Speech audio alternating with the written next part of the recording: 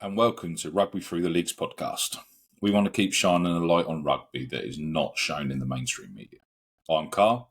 Thanks for joining us on the next instalment of Rugby Through the Leagues podcast. Don't forget to subscribe to the pod and keep in touch with us on our social media platforms. We have some amazing guests lined up in the coming weeks, and we really don't want you to miss out on them.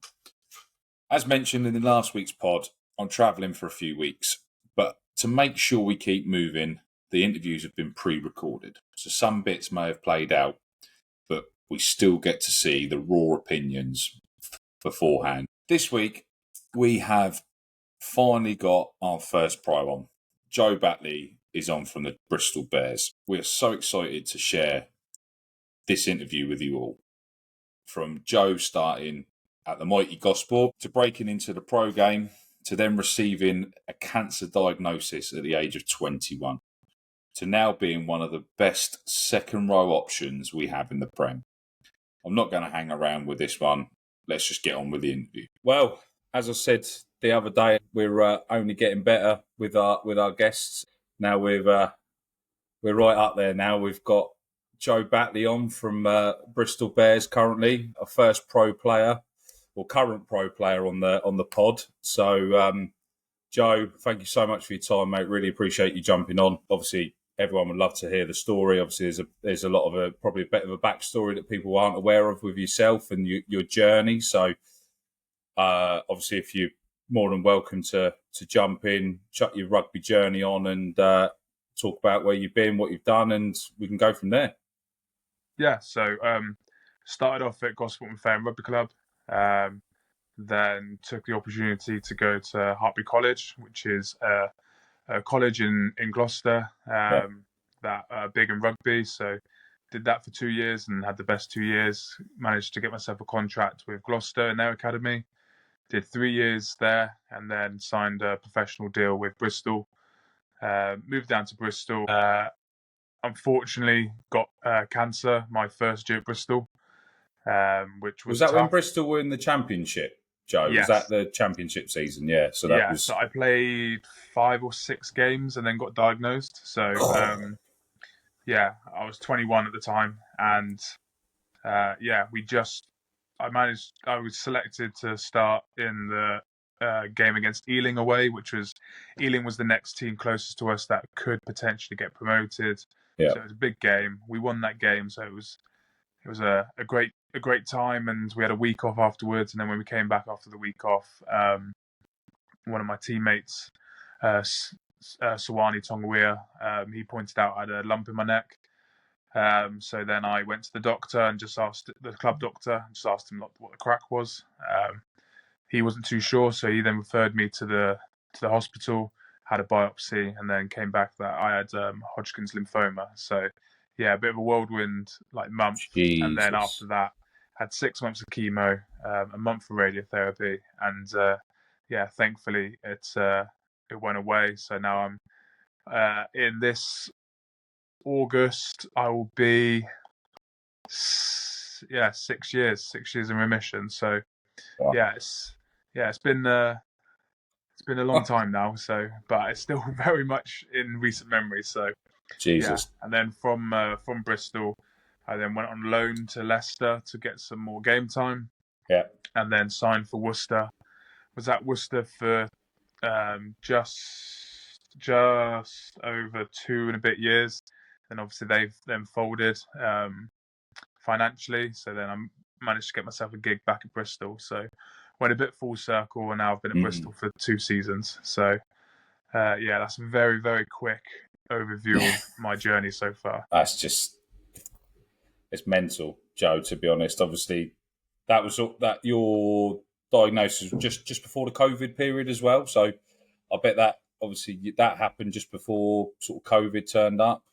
Did that sort of put you on a bit of a 2018. So COVID was what, 2019, end of 2020, start of 2020. 2020. Yeah. So I managed to get back from that and thinking, all good. And then I managed to play my Premiership debut this season after I had cancer, which was huge and like a massive moment for me and my family. Then naturally just fell out of favour a little bit with the coaches.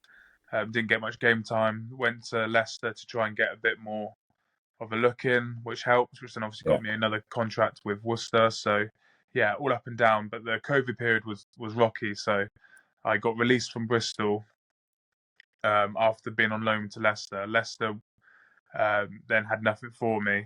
Then I was end up back in Gosport, living on my mum's sofa for a few weeks, and then luckily my old coach Jonathan Thomas, who was then DOR at Worcester, then rang me up and asked me if I fancied it. So yeah, it's a few times rugby almost got taken away from me. So I also, when I was 18, had a really bad knee injury. So I ruptured my ACL, my LCL, my PCL, all the CLs in my knee, and yeah, I was out for 13 months. So yeah, that was a long time, especially at 18, where you're meant to be getting your most of your rugby to try and develop as quick as you can.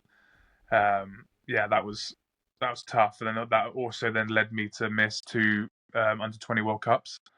So I managed to play in the Six Nations, and then got injured. So then I missed a whole season and a bit, which then was my 2 chances at under 20s World Cup, which was yeah, at that time it was the biggest thing ever.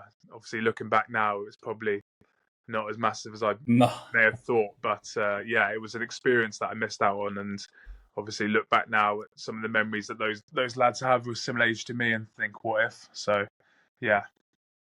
Well, the thing is, mate, you're putting one hell of a shift in at Bristol again this time round. So I think if probably most people on the rugby podcast probably never watched Soccer AM, but they come up with a word called bounce back ability.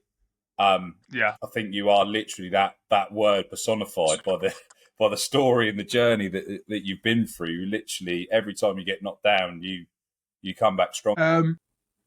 Yeah, I think obviously like staying positive and putting your best foot forward like does a lot. I've been lucky as well. Like managed to get some good relationships with good coaches that then managed to help me out. And then when I got the chances, I managed to take them as well, which was huge. But yeah, I think I'm grateful for the opportunities that I have, and this is the job I've always wanted, and it's the dream that I've had from when I started off at Gosport and Fareham playing tag rugby on those back pitches. So yeah, like very much living the dream, and now seeing my son come to the games, really like bouncing at every home game that he gets to come on the pitch, and yeah, seeing that joy in him and like the joy in all the fans that I interact with as well reminds me of me as a boy going to the professional games, getting signatures, just dreaming of those moments to be on the pitch. To actually live them now is yeah, it keeps me grounded and keeps me hungry for more. So it's amazing. So as you said, the plan was always to become a pro player. How did you put yourself in that shop window? What did you do that stands you out from the rest of the crowd? Because obviously a lot of kids are probably thinking, I really want to do that. What would be the one advice that you would now put in place now for young Joe, should we say? So I obviously did a load of the trials growing up. London Irish was the feeder club for Hampshire. Yeah. Obviously, sadly, they're not there anymore. So I'm not too sure where the Hampshire kids go now. I think most of them go Quins, don't they? But that's quite saturated with Surrey and everything like that as well now, isn't it? So like my big break was going to Hartbury. And what my big advice that I give anyone is obviously keep working on the things that you're not so good at, but whatever is your super strength, make sure that you show that as much as you can. So if you're in a trial game or a trial session, like if your X factor is like a carry, make sure you get the hands on the ball and carry as many times as you can. So because to be honest, people aren't going to remember what you're not good at. They're going to remember what you are good at. And then you've got a chance once you get through that first step to improve your work-ons. And like, no matter how high up you get or how good you become, like your work-on's always going to stay there. But what people remember is what you're good at. So if you get the opportunity to show that, then show it as many times as you can. And then from the back of that, there's always time to work on anything else. So what would you say? I know that you're now a pro, mate, but what would you say is your work-ons? My work-ons. So probably my tackle selection. Okay. I probably need to get a few more dominant hits in. So My carrying's good. I beat a lot of defenders and my footwork, whatever. But my tackle selection, I tend to get quite planted, Bit which then leads me. Is that a little bit down to timing, or you're a little bit keen, or is? I think it's just like my approach to a tackle. So if I can't let the attacker pick his way, and then I go for a chop tackle, which obviously it's effective. It makes the tackle, but for a second row now, you kind of, if you look at the ones that are going really well, it's the ones that are making those dominant hits time and time again. And if you get your approach right and you manage to get your feet in close, then obviously your power base is closer to the collision, which then allows you to get more. Do you think that's down to the tackle height change, Joe? Because obviously you're not a small lad. For people that aren't aware, you're what, nearly 6'7"? Yeah, roughly? around 6'7". Yeah. It depends So on which do you think the got. tackle height has affected your selection? Did you tackle better when you were younger, when that tackle height wasn't in place? Potentially. I think obviously whenever you go into a collision, you have to really assess everything. Like as soon as you go higher, you run the risk. However, saying that, obviously in the pro game, there's a lot more scope and a lot more outlets. So my work on would be, if I'm looking at my game outside to in, is probably I need to up the amount of dominant tackles I have. My tackle success rate's good. However, am I really stamping authority down in defence when it comes to the collisions? Probably not. What's your super strength then? Probably not having to jump in a line out. That's probably up there, isn't it? Yeah, at the moment. So Bristol finished the season with the best line out in the league, which is amazing.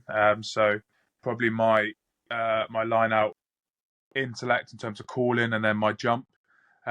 Also, I'm very comfortable with the ball in my hand, which suits the way Bristol play. Obviously, we've had a season of two halves, and the second half we've taken the shackles off a bit and played a bit more with the ball. So that suits the way I play. I like playing to the line and either going myself or putting someone else through.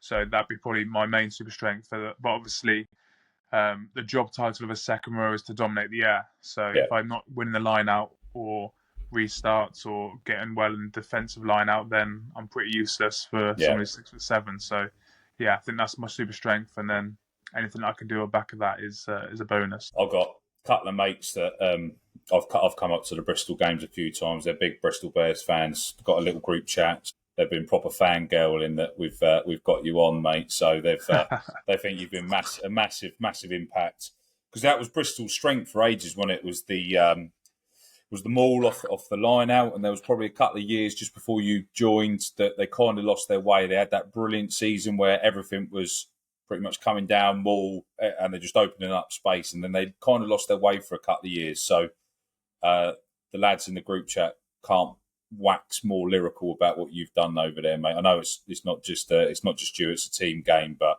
they're big fans of yourself, mate. Has Pat Lam sort of just taken the handbrake off down to the lack of relegation, or is the team in a bit of a transitional period at the minute? What's your say on that, or you're not allowed to say? I mean, we definitely don't look down the table. Everything we do is looking up. So I wouldn't say relegation or lack of relegation has hindered anything to do with us.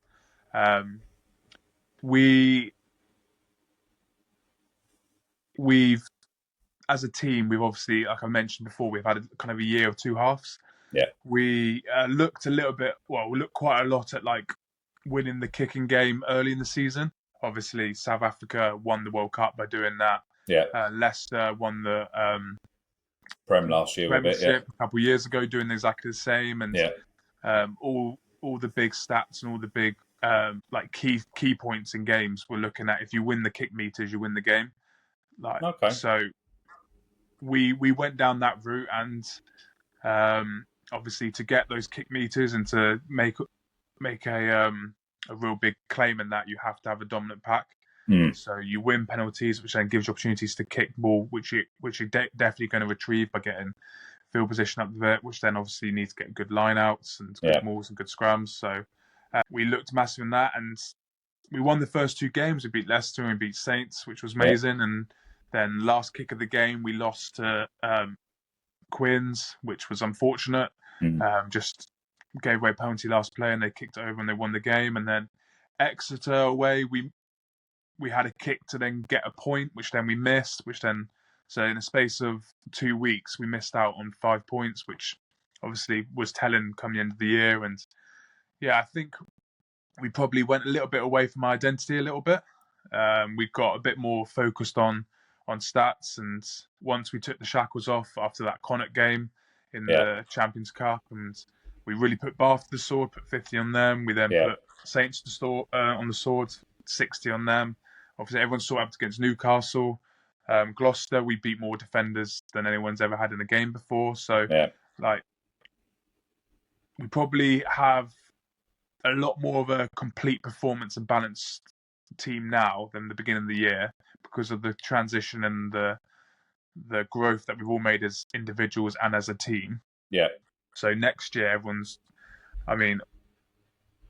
we felt like we were in a good spot to get into the playoffs. Obviously, the loss to Saracens at home really hurt us, and then Saracens hurt us again by then losing to Sale, which we didn't see coming. And obviously, credit to Sale, they've had a really good second half of the season as well. So when I messaged you, Joe, I was like, Joe, let's do this in about 4 to 6 weeks' time when you win the Prem, and maybe I'll put the kiss of death on it. I do apologise, mate, but I was just like, I thought you were in the prime position. Most people didn't expect Sarries to lose that last game either. So you guys did everything to put yourself on the sheet. So, as you said, maybe it was the start of the season that put you in a position. But do you think that also made you a better team? You've kind of got to go to a certain place to become a better team. And Northampton Saints have done that probably for the last couple of years. And now they've found their own sort of stamp and their freedom and their way they want to play rugby. Is that sort of a fair stamp for Bristol as well? Yeah, I think it's always interesting, always having one eye on like the future and stuff like that. But we definitely felt as a squad that we're in a better spot. Obviously, we're going to lose quite a few big names and big players end of the season to next. We've got a really good core group of Bristolians in the team. We've got a good core group of young lads. Everything seems to be pointing in the right direction. It's weird. Pre-season comes and goes, and then by the end of pre-season, you feel like you're in an unbelievable spot. And it's not until you have that first game where you kind of really know where you're at. So, at the moment, we're probably still stewing on what could have been. Obviously, if things went a little bit different, we could have been playing this weekend. If we probably picked up a couple more points throughout the year, we definitely would have been. So now, in this 5 weeks off, which we have at the end of the season, a lot of it is down to catching up with the family time, getting things ready, being away from the club, and then pre-season will soon come, and then by the end of it, it's the new year, new team, and ready to go again. But I feel like Bristol Bears are going to be up there and asking a lot of questions of the Prem, a lot of questions of the team. Obviously, we're in Champions Cup again, which is amazing, where the club should be, and we're looking forward to the challenges that has as well as all those amazing away days that the European Trophy gives you. Any big signings you reckon are going to turn up, Joe? Are you going to leak any secrets for us? Anyone that you've got the rumblings? Is Bowden Barrett going to turn up in a different shirt this summer or something? Oh wow! Imagine that. Unfortunately, no. With Shido going, they've got to upgrade it slightly, haven't they? At least. Yeah, unfortunately, I hear when everyone else hears. So it's obviously exciting seeing Bill Matter come. He was amazing in the World Cup, and he's been amazing for Fiji and Edinburgh for quite a long time. So, Fijians have gone really well when they've come to Bristol. We've got a couple at the club now who are great lads, and they're just, I don't know what it is about the Islanders. They're just built different, and obviously I know there's a couple of Fijians down at Gosport Park at the moment that play, and I've watched them play when my brothers played in the twos and stuff. So, I think universally, Islanders are just how a is little Tom? different. So. How is Tom's Tom? good. Yeah, he's good. Yeah, I remember when he played for his. a few times. So. I remember when he played for his first game in the 2s or maybe the 3s, and I was in his game, and he turned up, and everyone was like, oh, "It's Joe's brother." Oh, it's Joe's. I'm like, "All right, okay." And then he put in one hell of a shift as well, and we thought, right, you're not going anywhere. And then he disappeared off to like college or uni, didn't he? And that was, I'm like, right, hold on. There's blokes that can't catch a ball down here, and then you've got your brother that's being able to actually go forward. So it was great to see. But no, I'm glad to see he's back in Gosport. Is he sort of finished his college bit? Has he moved back home? Has he got any ambitions to go away? He's moved back home for a bit, and he's got a job in Chichester way now. So okay. Be interesting to see. I think he played a fair bit end of the season for the 2s. Yeah. Just looking to get a bit of fitness back up. So yeah, he tells me he's going to really get after pre-season and go from there. But we'll see what happens. Yeah, it's a cool story until you've done a pre-season down in Gosport. Yeah, exactly. Yeah. Are you going to be popping down there? Any sessions planned for you to pop down and give pointers as well? Because for people that don't know, you're a regular face back in Gosport, aren't you? Yeah, I mean, I hope to do it again soon. Obviously, it's all like how it lines up with my time off. Yeah. I always message Polly when I can to see if he needs a helping hand or if he wants me to come over and cover anything. Obviously, I've got a lot of time for the club, and it was my home away for home for years and years, from the age of 7 till 16, and then even now, whenever I'm home, I go back and watch. Like, some of my closest friends still play for the club, which is amazing, and obviously my mum and dad and my brother have all been involved with the club. So I think obviously we're having a child of myself of my own now. Timings get a little bit hazy, so I'll be keen to do it again. And when I'm down there, and I'll message Polly and see what happens. No, fair play. So obviously as you said, you got 5 weeks off. Do you literally switch off from rugby? Does it completely go out your mind, apart from this Norse getting you on the podcast? But like, do you like literally switch off and then it's go time again when that first day back at pre-season is, or do you sort of keep your eye in? I mean, I absolutely love my job. I love the sport. I mean, we watched we watched the games on the weekend, like the 2 finals. I'll be watching the semi-finals this weekend. I'll watch the final next week, and they say 5 weeks off, but for 3 of them you have to be doing some training, which we've got a GPS for. Right. We could just do it away from the club, which is good. And you've not got a dog. You've not got a dog that you can just put it on and let him run around the garden or something. No, I'm not that fast. No, straight away. But put it on the boy. The boy will be able to run around. He'll put some steps on. He's too fast for me as well. They know again. Brilliant. But yeah, no, I don't switch off, and I'll be whatever I can do to try and improve my game next year. I'll be looking to try and do. It's to get 5th, to get 5th place this year, to just miss out has burnt deep in me. So like, not wanting to feel that again, and if I can get myself to be a couple % better, then I'm going to take the opportunity and we'll get after it next year. So obviously, as you touched on earlier, the diagnosis, mate. What was the support within the game? Was it 100% from start? Obviously, as you said, you got released just around the COVID period, so that was kind of after the diagnosis. Was there everything was on a plate? They did everything they physically could for you and helped you back through, or? Yeah, well, obviously they initially caught it, so thankfully I was at Bristol, where there's a big hospital, and they've got a cancer ward, and they've got a young, not just that, they've got a teenage and young person cancer ward, which was huge for me. So my first chemo session was in an adult ward, which was full of, like, you want of the best word, a lot of old people, which was quite scary for a 21-year-old who was meant to be in the prime of his fitness life, to be very ill and be surrounded by people who were very, very ill, which was scary.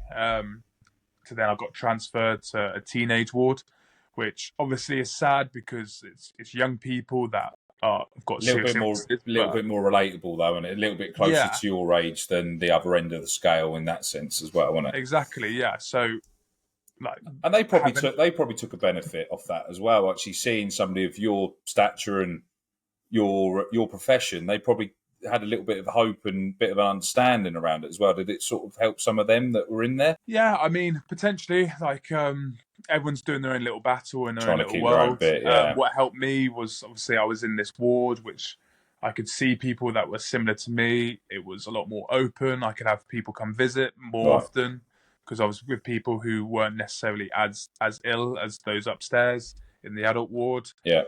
So I had family, I had teammates, friends come visit me, which was amazing. So.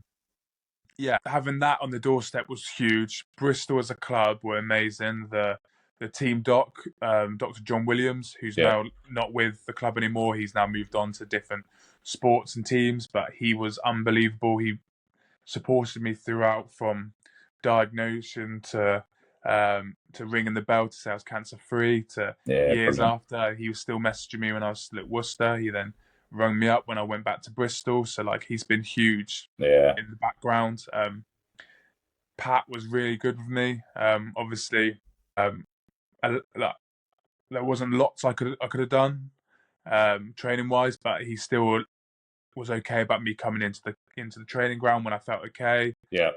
Doing bits that I could do. I was very in the mindset of I was going to do as much as I possibly could without fucking myself. Yeah. So I did what I could. He was very accommodating to that. The S&C staff were great when I was coming back from it. So I think what I probably struggled with being 21 and very naive was the cancer treatment finished. I was now cancer free. So in my head, I was now fit. Right. However, obviously, Takes time. it does. It probably took, and probably what I've said since, like in the hindsight, was the break that we had for COVID was probably where I caught up. Right. So I remember playing games like 6 months after and just really blowing up after 40. Right. And no matter how many minutes, how much training I did, I couldn't bridge that gap of like getting the fitness there. And it wasn't until with that forced rest where my body probably could catch up. It Yeah. wasn't getting battered. It wasn't getting flogged all the time. I could do training on my terms, and I probably did a lot less gym and a lot more running. So I got that fitness up, and then I could then build up my weight a bit more naturally instead of trying to rush it all. And Yeah. yeah, I then got myself to a point where at Worcester I was a lot fitter. I could move better. My collisions were more often instead of being a big one and then having a long time to recover. Yeah. So yeah, I think the naivety of it all led me to probably get a little bit down on myself. So I used to get really annoyed that I couldn't quite perform at the level I was prior to my diagnosis and cancer treatment and then whatever, to then obviously having that rest and then realizing that I probably wasn't giving myself the best chance to. Yeah. And then since then, obviously having a son where I didn't know if that was possible because they said there was a risk that I was going to become infertile. So I've got a load of swimmers in the bank in Bath. Yeah. But luckily managed to have my son naturally, which was Brilliant. huge. And this probably put a massive perspective on life and how I approach my rugby, which has been unbelievable. And just having him come to my games and seeing the pride in his face. He doesn't know who wins. To be honest, he supports the rugby ball because He don't care he only where it cheers when goes. that gets kicked or when that goes over the post. So he's never lost a game yet, Will, because he just supports the rugby ball. So Amazing. but yeah, so that's been a real turning for me in terms of my outlook on life, my outlook on the rugby game as well.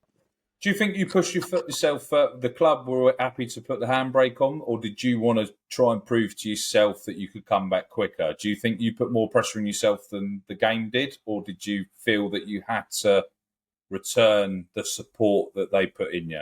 Was that something that you run through your head? Think obviously when you get injured, there's a clear timeline of things you have to hit to get back to playing and being fit. But with the cancer diagnosis, a lot of it is all about feel.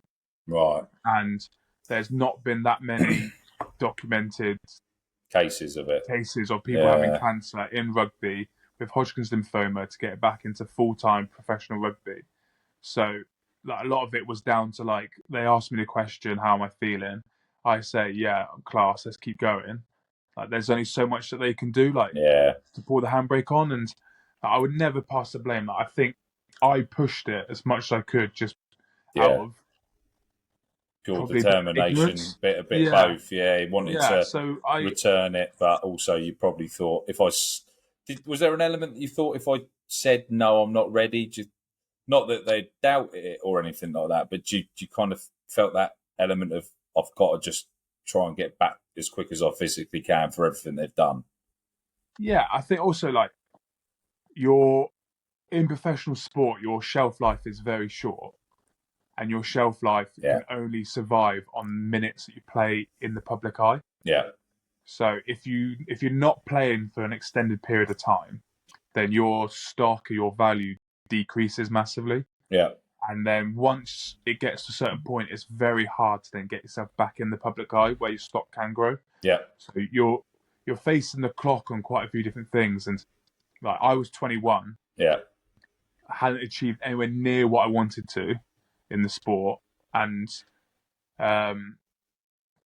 like the drive to then get myself back out there to play my best rugby, to perform for Bristol, to be a Premiership player, to be first name on the team sheet, to try and get an England call up, to then, like, you have all these aspirations that you go into it, to then realising that, hang on, I've not played in the Prem yet, I'm nowhere near the team, I'm not fit, and my contract runs out in a year's time. So like, you have all those things in your head, and like, it, obviously, hindsight, I go, hang on, I pull back a little bit for 4 months and then give the last 6-7 months my all, where I can perform better. But I rush those 4 months where then I play a couple games, don't play that great, but do enough. And then I get pigeonholed as like, oh, he could be good, he's got potential, but are we willing to risk it? He's not fit. What's he doing outside of rugby? He did have cancer, but that's been a year now. So like, how committed is he? Do you know what I mean? So there's a load of different things where maybe the naivety of my age, the ignorance of everything be fine, I'll just work myself through it. Then having now where I'm a bit older, had the time to probably, another thing that COVID gave me in the break was it forced me to reflect. It forced me to think about what I had actually been through as a person. Not just as like a rugby player who's coming back from an illness, like as a man, as a boy, basically, who had cancer and now is trying to come back from that. So like, obviously, risk of getting too deep and heavy now. Like, it's forced me to see things very differently. Not to say that I won't make the same mistake again. Like, you get hungry, and when you feel like something's so close that's your dream, then like, you obviously do what you can to get there. But I think to answer your question, I don't think the club knew to put the brakes on me. I think I very much pushed it, and like, they just backed my word for it. As you said, there was no previous. There's no template to work from. So no. As you said, it's a lot of it's down to you. You sort of guide. They've probably got a book that tells them this is where we should roughly be at. If you were like miles ahead or miles behind, they'd obviously adapt around it. But it's a lot, as you said, it's a lot down to you. So brilliant that they managed to support you in every way. Do you think that because there's such a lack of professional teams within the Premiership, within the English rugby divisions, do you think that accelerated your thought process, because you couldn't drop down a league or two to be able to go and play in, say, the Championship or Nat 1 while still making a professional salary? Do you think that sort of questioned your acceleration to what you wanted to do and how you were going to come back from the illness? Like, a lot of it's probably to do with pride as well. Yeah, Like you said, there's not many pro teams below the Prem. yeah, And those that are pro, obviously the drop off is quite big. yeah, And you see it quite often. Someone that drops down doesn't always jump back up. yeah, So the pride bit comes into it. I think I don't know if it was about the knowledge of like where I'd go next. I think I was very much under the thing was I want to pay Bristol back, like not only the yeah, club but the city as well. yeah, So I wanted to play and I wanted to perform for Bristol. Obviously, I think for English rugby to get to the next level, I think it does need to have more than one professional league. I think the time needs to be put into the championship. yeah. However, where's that time? Where's that resource? Where's that money coming from? I don't know. Would promotion and relegation help? Yeah, I think it would. I think like we've seen 3 teams fold already. We've seen Jersey in the championship fold, who were one of the few full-time teams. Yeah. So, like, in an ideal world, we have the money that football has, and we've got 3-4 leagues that are professional. There's promotion, relegation, where there's actual jeopardy, and if you go down, it's not guaranteed to come back up. And, but however, we're not in that stage yet. No. I would love for us to get there. Do I have the answers on how we get there? No. I don't think anyone does at the minute, Joe. I think we're all searching for them, mate. Do you think the new the new TV deal with TNT will help? Because obviously they're supposed to be televising every game. Have you guys got any wind of? Are they going to do midweek games to try and put all the games on telly, or is it still going to be the standard weekend and Friday night games? I've heard different things. Probably what everyone else has heard, that it's all going to be potentially they might throw some Thursday night games in just to try and accommodate. But I think what will happen will just be Friday to Sunday, and they'll try and stagger the kickoff times potentially. Yeah, that's quite easy though. Only with 5 games a weekend, isn't it? So if they open the league up, that's probably where they're going to encounter their issue. Do you think that's why they're potentially ring-fencing the Premiership while they try and figure out how that works a little bit, while they try and get the TV money in and try and see how it grows, and if it can save? There's probably at least 2 clubs within that Premiership bubble that are going to go pop again soon. I mean, I hope not. I hope not, but I've been plenty big rumours. I think if another Premiership team goes, then I'm not too sure what the Prem has to hold on to.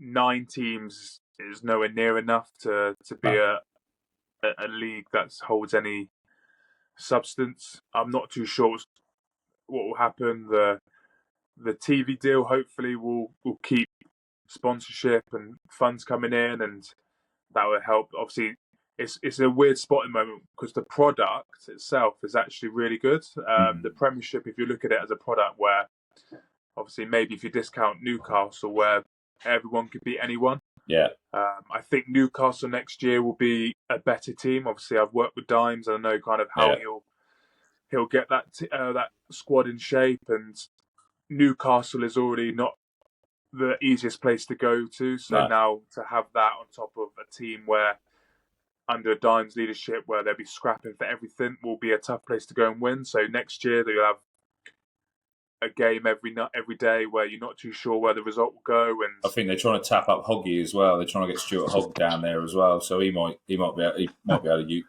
help them a little bit. But do you think that's just a sticky plaster over everything? Because there's also rumours they're going to split the league in 2 as well, and they're going to do 2 separate leagues and then the playoffs and stuff like that.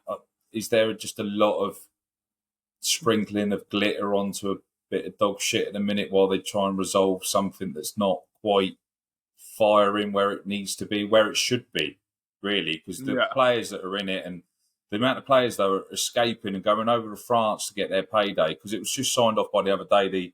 All the DORs have turned around and said, no, don't change the ruling on players playing abroad, because we want to try and keep them all here, which is fine, but they haven't got the money to keep the players there. As you said, their careers are so short, they're getting paid 2 or 3 times the amount, unfortunately, they're in a position they're going to have to go. Yeah.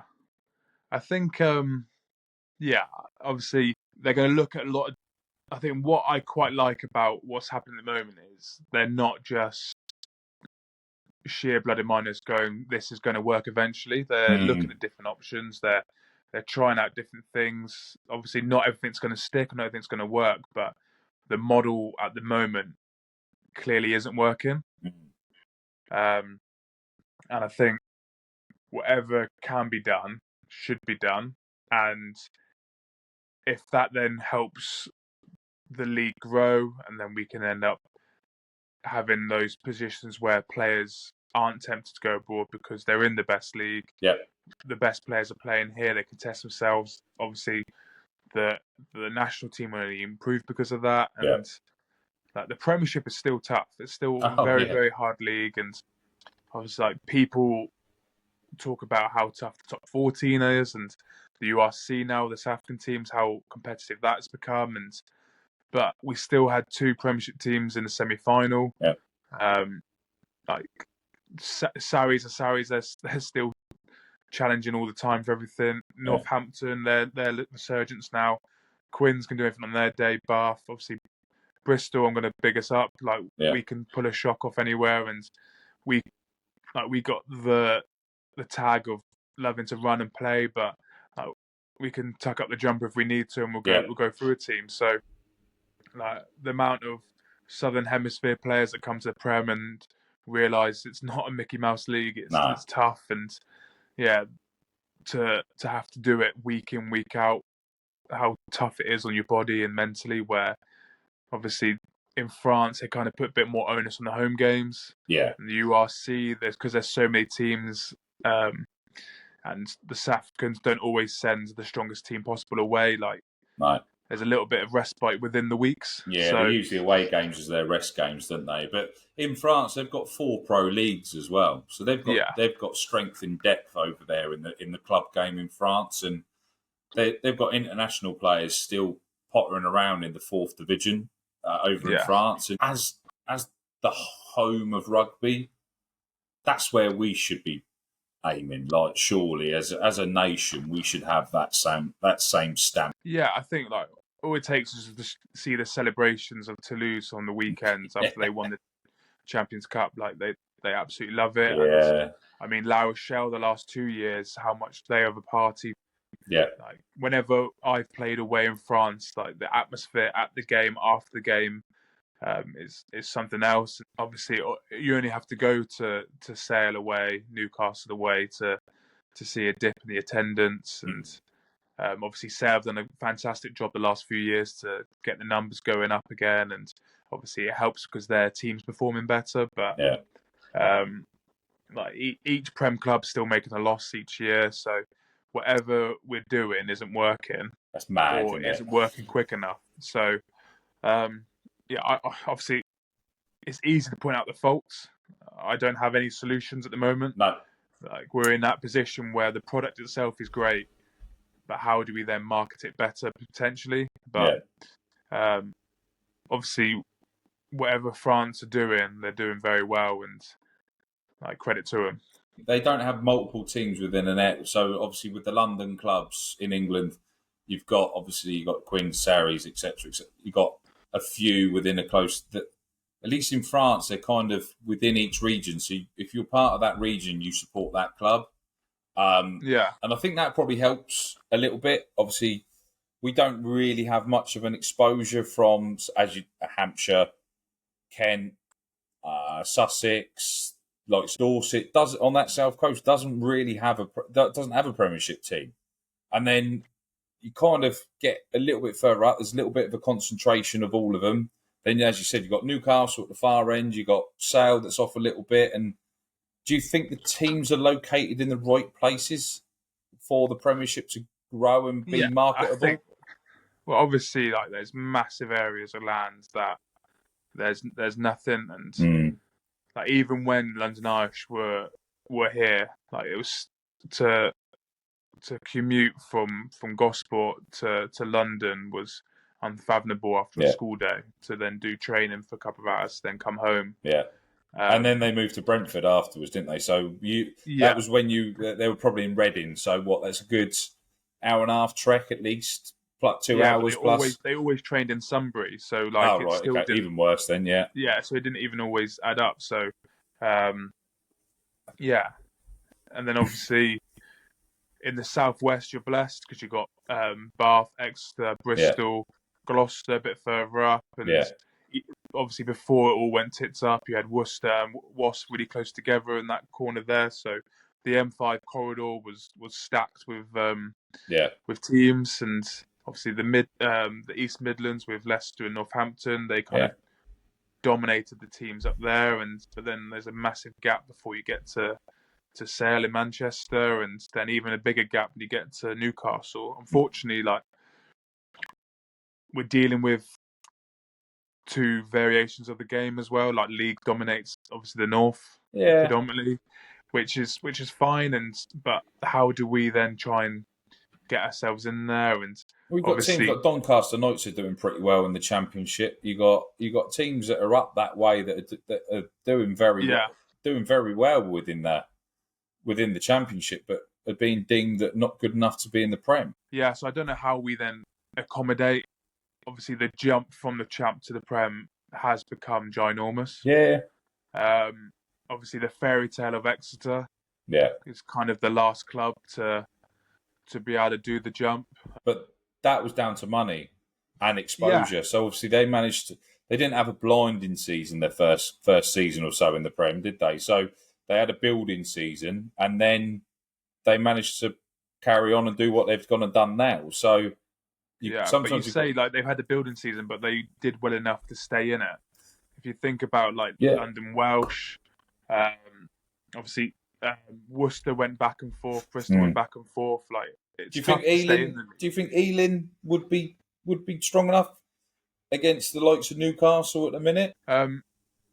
Yeah, I think I've played against Ealing quite a few times. They're a good outfit, a good team, well coached. It just probably goes back to like how sustainable are they as a club. Unfortunately, they don't get the attendances that other Championship teams get. Yeah. So, how sustainable is that model?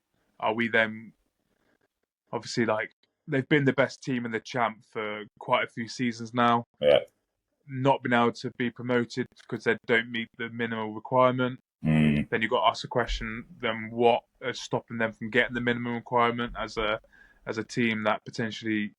Obviously, I don't know the answers to this. No. I don't want to speak out of turn, but from an outsider looking in, like what are they not doing to make sure they can then be promoted? Because it almost gets to the point where it's like, well, who's going to come second in the Champ this year? Because Ealing's going to win it. Yeah, well, Cornish Pirates finished, so they've got a ground that's big enough. They've got a set up, but their owner wants to sell, but he can't sell the Pirates until the RFU make a decision on whether they're going to ever be allowed in the Premiership. So yeah. Well, my understanding is this season the only team that, if finished first, could have challenged to go up was Doncaster because of their ground. Yeah. Yeah, obviously I've played a National 2, 1 Championship and Premiership, and like all very good leagues in their own right. National 2 was a huge baptism of fire for. I was 17 at the time. Where did you go? Where did you play then? So I was at Hartbury. So okay. we won that too. Yeah. That season, and obviously it was Nat 2 South, so doing a lot of travelling. It was when it was just South and North as the National League. Obviously, now split into 3.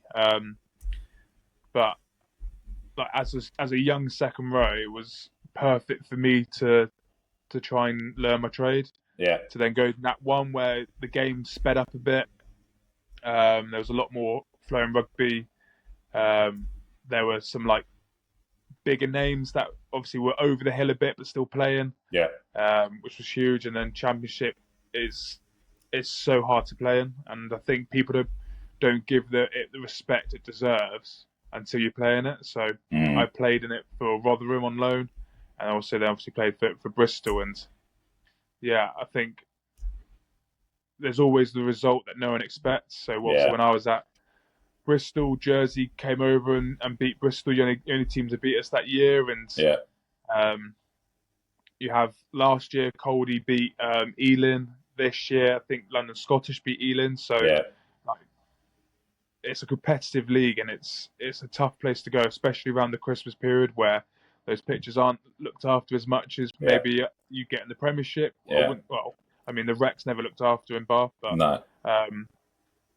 So it's a tough league, and I think if we got a bit more exposure, people would see the beauty in it that there is there. Oh, it's an amazing league. It's an amazing league. It's just, how does that gap close? As you said, there's a gulf between the champions.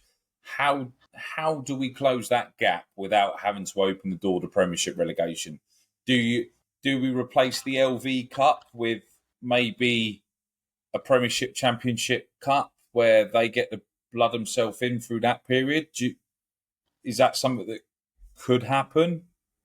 I think, like, obviously this year, because of the World Cup, we naturally had that Premiership Cup where the Championship teams are in, but unfortunately, like, there was quite a lot of mismatches where nature of it was teams saw it as pre-season games, and then you have like a Premiership top team playing against a Championship team who maybe would not put out the strongest team they possibly could, risk of injuries, which then led to like some huge scores. So obviously, the one I comment on was Bristol played Cambridge, and that was 90-something to 10, I think. So like that doesn't do the game any good. No. That doesn't do Bristol any good. That doesn't do Cambridge any good.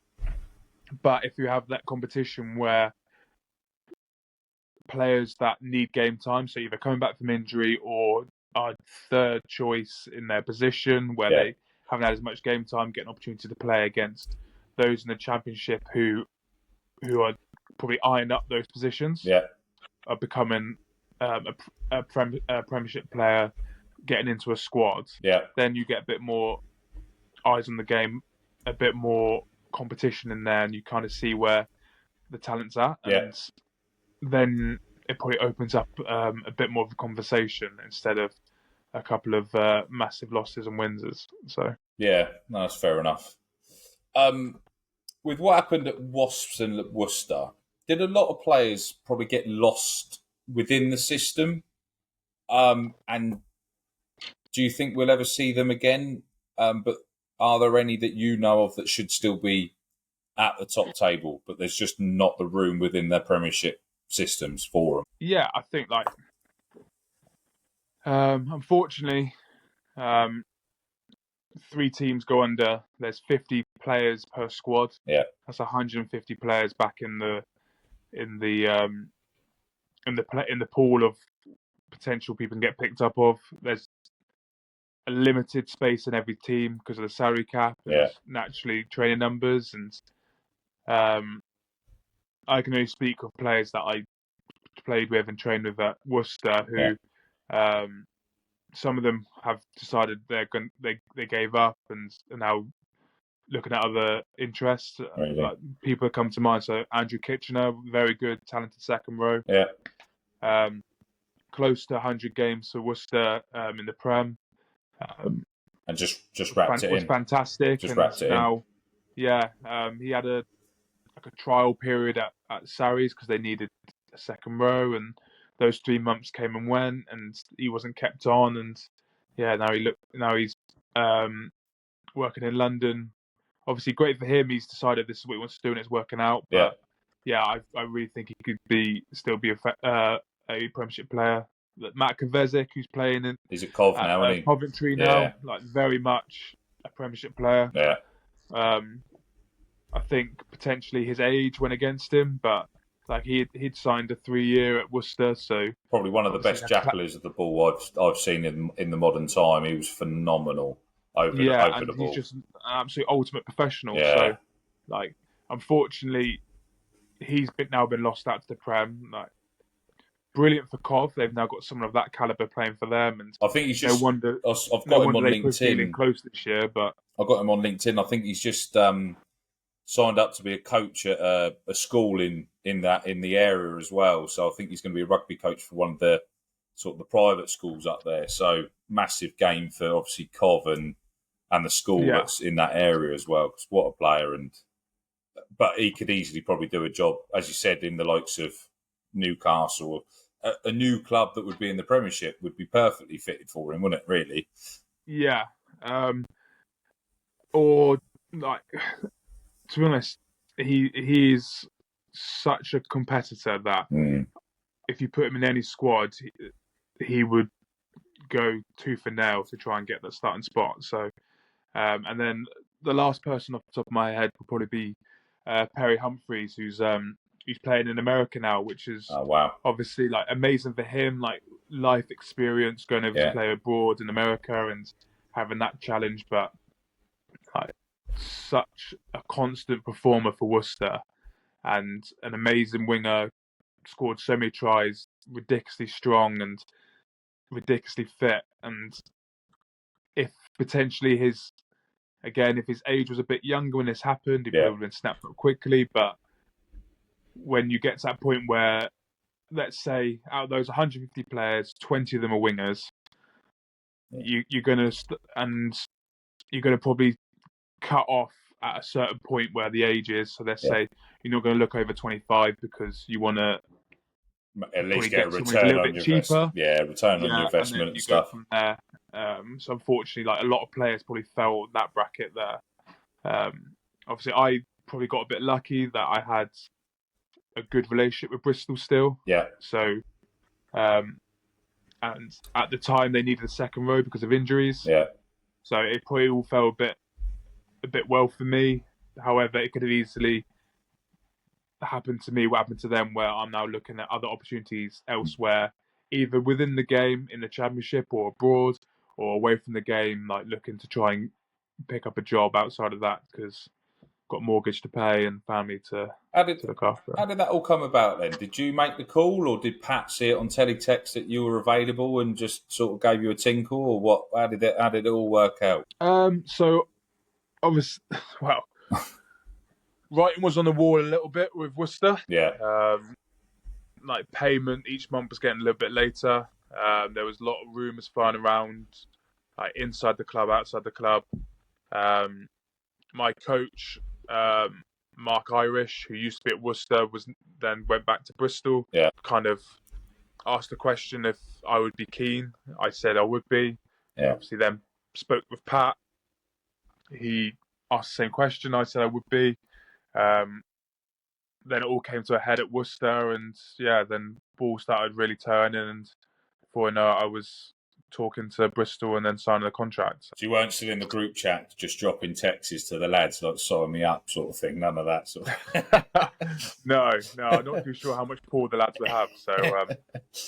Oh mate, that'd be imagine that. That's one way of getting signed up. So, as you said, with your diagnosis, you are a brand ambassador for Rugby Against Cancer as well, which is a local cancer charity rugby club local to us, Portsmouth based. How long have you been part of that, and how good is the message that they're pushing out to everyone? Because obviously they just went to Bournemouth Sevens, gone back to back, defended titles, didn't they? At least, so they're backing up what they talk about outside of the pitch on the pitch as well at the minute as well, which is really good to see. Yeah, so I've been part of them for 6 years. Yeah. I remember speaking to Aaron quite early on when he was thinking about. Obviously, he'd done a load of legwork at that point, but we hadn't gone live. Asked me if I'd be keen to be an ambassador. Yeah. He told me about the vision that he had for it, like of using that rugby family. Yeah. To help support and obviously just increase awareness. Yeah. Increase not only awareness of like the illnesses themselves, but increase the awareness of like support that's out there. Other charities, they're very much of the model of the money that they raise, half will go to obviously like the big main charities, the other half will go to charities that are a bit more specific and localized to certain strains of the disease or affect certain demographics and stuff like that. So I think it's important that what I liked about it is obviously my love for rugby, and what I felt when I was diagnosed and going through the treatment was the love and the support that was out there for people that I didn't know that reached out to me. Despite not knowing me, but we shared the love for the game and for the sport was our only bonding, and they still felt the need to support and rally for me, which was huge. And obviously, we talk about rugby values, and I know sometimes people can think we're, as rugby players or people that love the sport, we're a bit up our own arse in terms of we preach a lot, but not necessarily practice. But I felt those values firsthand. I felt those the rugby family firsthand, and how amazing that can be. And in my darkest time of being there to support me, so the chance that this has to harness everything good about rugby in the community game and away from the professional game, and the and how that can give you a sense of belonging, and without really knowing someone, but you share the game. It's huge. So I think what they've done is it's been fantastic. I know the work that Aaron has put in, the work that the team's put in. It's been huge. It was fantastic. We had them come up to our home game. It was our combination game, which celebrates all the local teams in Bristol, and they came up to celebrate that with us, and got a message out there. They had their stand at the Ashton Gate, where they were very much supported, and you had the training tops on and stuff with it as well, didn't you? Training tops on before the game. So brilliant. It's been huge, and unfortunately, we all know someone or have all been affected by cancer. So it's very much a disease that's close to everyone in a certain way, which is awful. So that whatever we can do to help fight the fight in whatever way we can, in awareness or support or fundraising or whatever it is, we can do it together within that rugby family, which has been amazing. When you went back to Bristol, obviously you picked up another knock last year, tweaked your knee again, didn't you? Yeah. Do you think when you finally managed to cement your spot, that really allowed you to flourish again? Because you've had one hell of a season, mate, and obviously you've really started to push on and stamp that. You're starting to get tries and etc. Really probably playing your game. Do you think being able to secure your spot has helped that, give you that freedom? Obviously, nothing's ever guaranteed, and the game's fickle, and you're only as good as your last performance, sort of thing.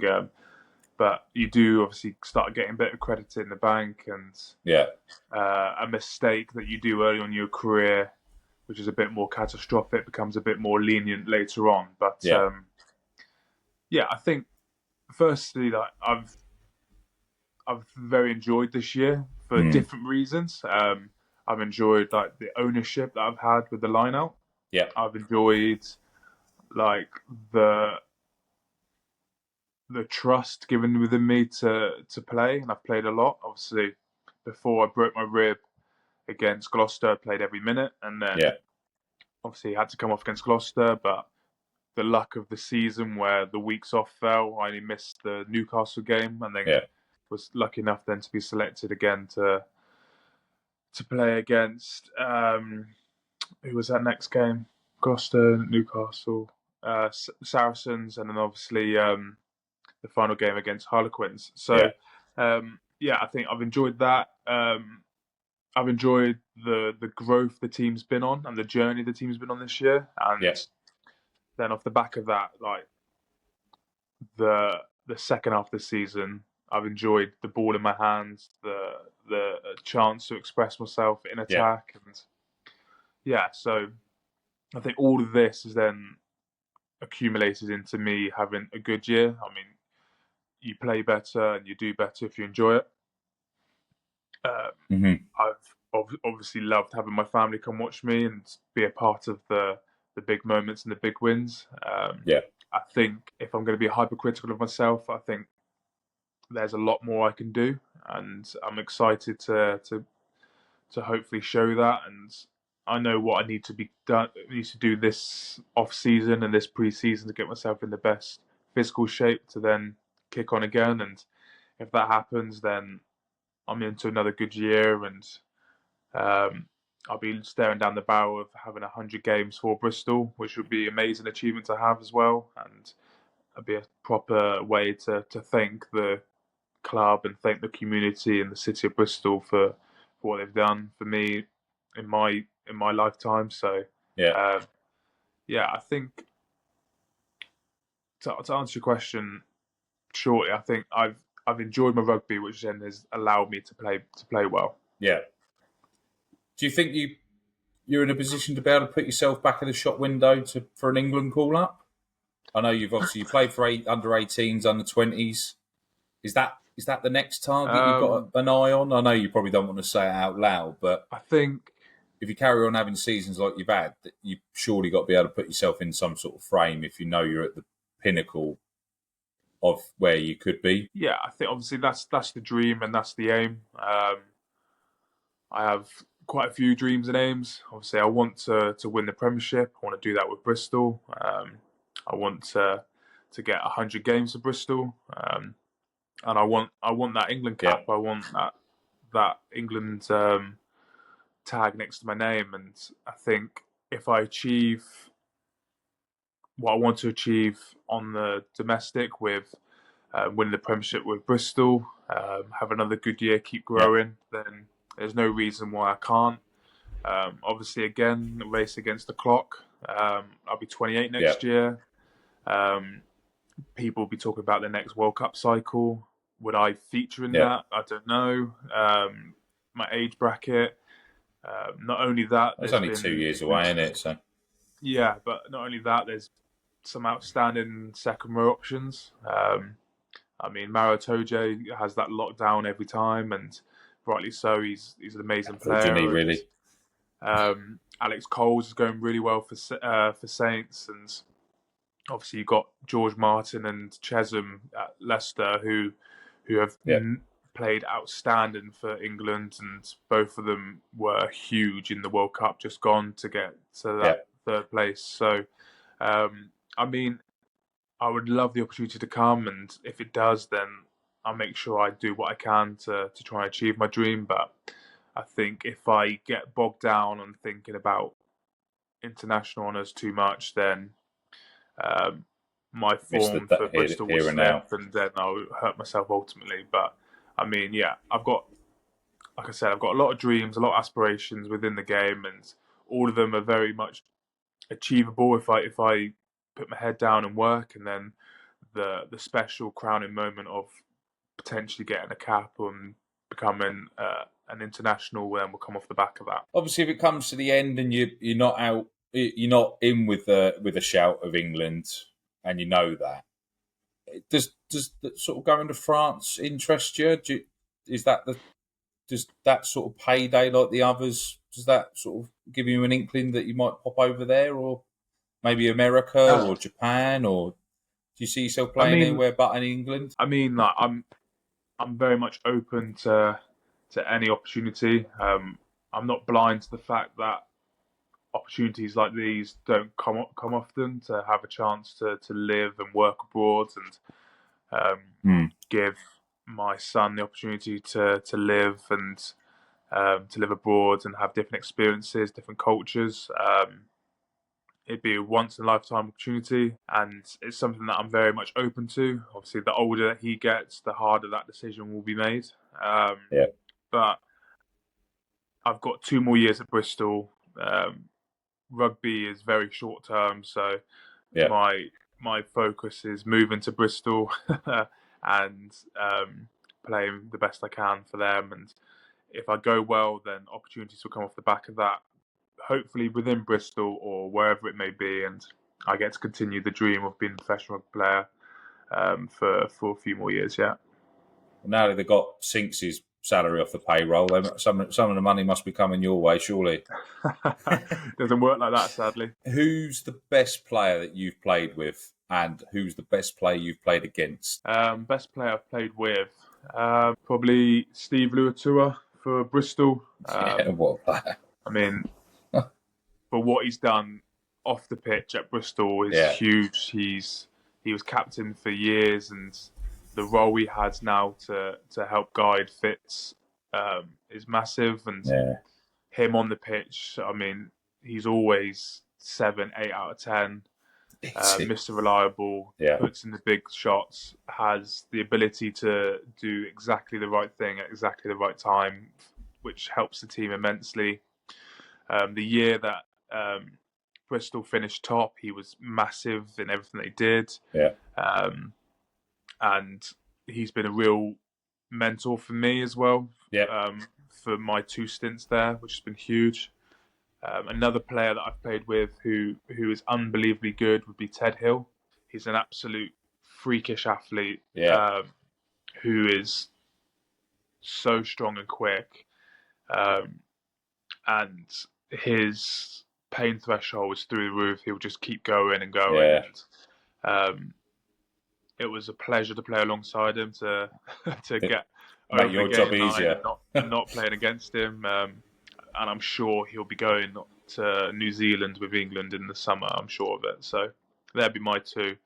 And then to play against, the only name I can ever think of would be Will Skelton. Just played against him. He was at Saracens. I was at Leicester at the time, and the man was just a freak in terms of, obviously you hear the stats, you hear how big he is, but to actually see it on the pitch is something else. And I'll always remember, I was obviously playing, and he was running a bit of a hard line back towards the breakdown. I remember seeing him early, and I was thinking, right, this is my moment. If I put a good shot here, then highlight reels, I'm going to get clubs coming out my ears. People are going to want to know who this next person is. And as he's caught the ball, I've hit him high. I've gone across the tits, trying to get a big collision, and I've hit him a bit blind, so he's not seeing me. All the momentum's with me, and he's